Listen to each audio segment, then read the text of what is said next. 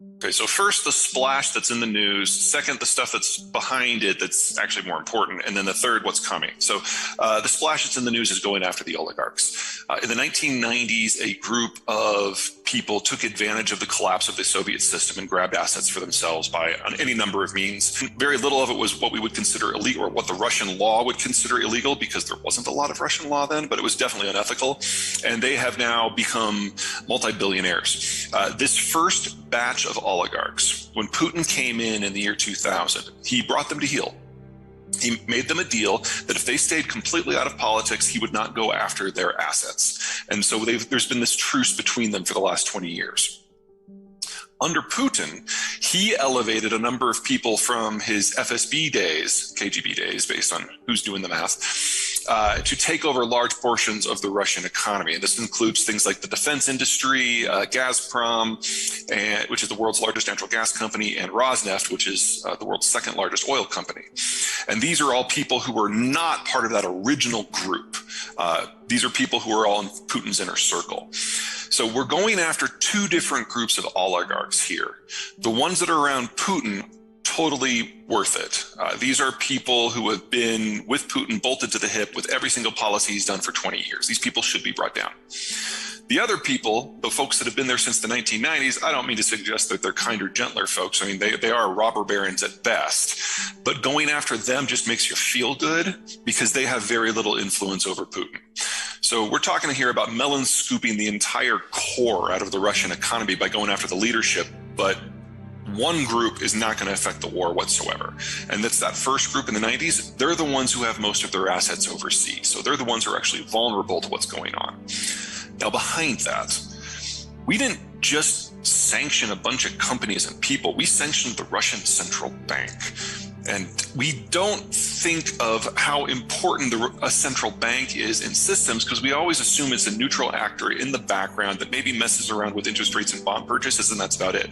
But they are the primary connectivity point between any economy and the rest of the world. One of the thousands reasons that I'm not a big fan of Bitcoin is it assumes that the central banks, A, will empower it, and B, will do nothing to impede it. And that's clearly not true. And in the case of the Russian central bank, they can no longer deal with any entity in any of these countries and access any currencies that are dollars, euros, yen, won, Australian dollars, Canadian dollars, Taiwanese dollars, and I'm sure I've met Swiss francs, and I'm sure I've left out a bunch. So anything that the bank tries to do anywhere cannot use any of those normal channels. And so among other things, that denied the Russians access to some 90% of their currency reserves. That means that when they sell oil, somebody has to physically do a transfer in a third party and fly the money into Moscow. This is not a tenable situation. We tried doing some version of this for Iran and it was crushing, but we've never done it to an economy this big or this holistically. And then what's coming? We have a number of sanctions against Russia. It's the most sanctioned country in history now. Actually, it has more sanctions on it than all other countries in all other time frames throughout human history. The Europeans are now talking about an open ban on all sales of Russian crude. Not just to the Europeans themselves, because all that would do is shift the pain. They're talking at the beginning of the process of talking about making sure that Russian crude can't make it to market anymore. That would mean, among other things, blocking ships from going in and out of the Baltic Sea, probably at the Skagerrak, and probably blocking ships going in and out of the Black Sea, probably through the Turkish Straits. Now, how the Russians would respond to that would be really interesting, but if the blockades are further back from Russian ports, the Russians militarily can't do anything about it. So we're looking here at removing 4 to 5 million barrels a day of crude production from the world. That is more than enough to guarantee an energy-induced depression that is global in scale.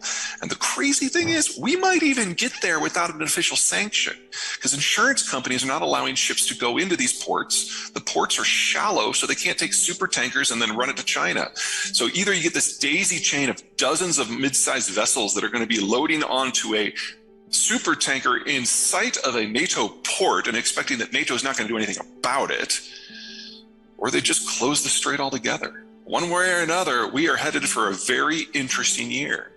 Let me put it to you from the point of view of an outsider. So here we've got the United States, who has been moving down a path towards isolationism for 30 years, and it just wakes up one day, decides that it wants to get involved in the Ukrainian-Russian situation. It's been removing troops from the Middle East, it's been removing troops from Asia, it's been removing troops from Europe. When Biden was elected, we were at the low point for international involvement since Reconstruction. We had fewer troops stationed abroad than since Reconstruction. So, we're at a 150-year low right now.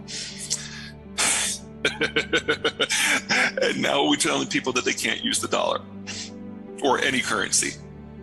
Everyone who thought that the American retreat was going to give rise to a multipolar world in which the United States had minimal power really hadn't been paying attention to how the world works. To have a global currency, the first thing you have to be sure of is that the country that issues the currency has to really not care about what happens with it every single day. Because if they're going to manipulate the currency in order to achieve trade advantages, then nobody's going to want it. And in addition, it has to be, sufficiently deep pool of liquidity in order to work. There's only one country that fits that criteria. There's only one country that's fit that criteria since 1945, and it's certainly not China. And people are discovering now, countries are discovering now, that if you want to be part of that system, there are certain things you can and cannot do.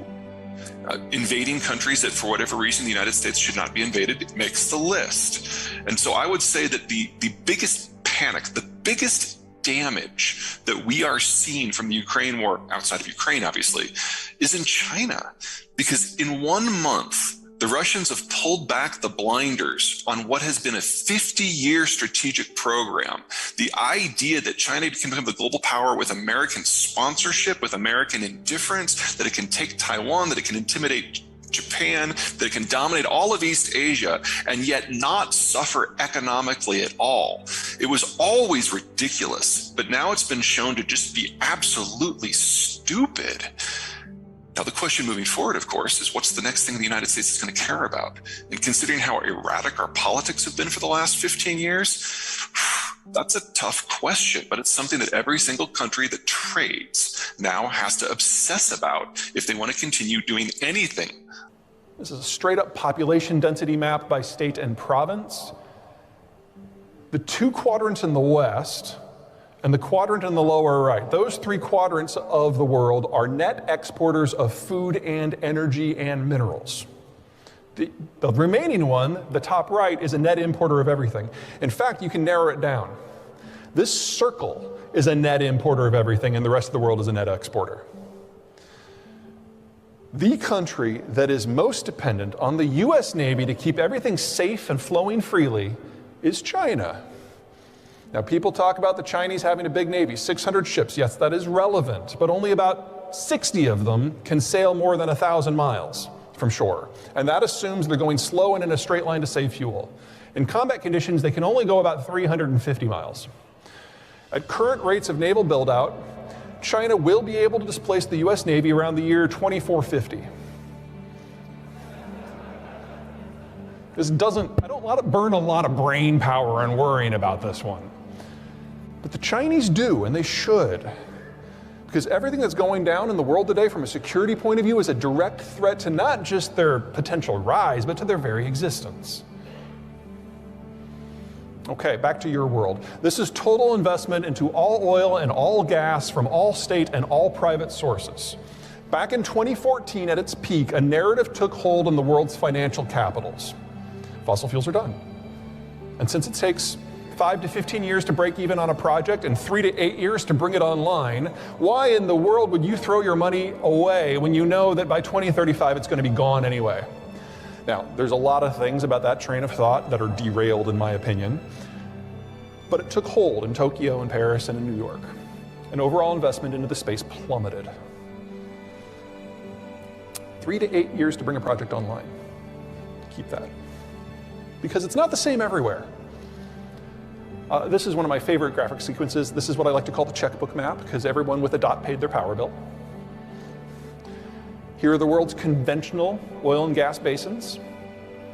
Pay particular attention to North America and the Persian Gulf, because here's where the shale is. There's a dozen major reasons why U.S. shale is fundamentally different from energy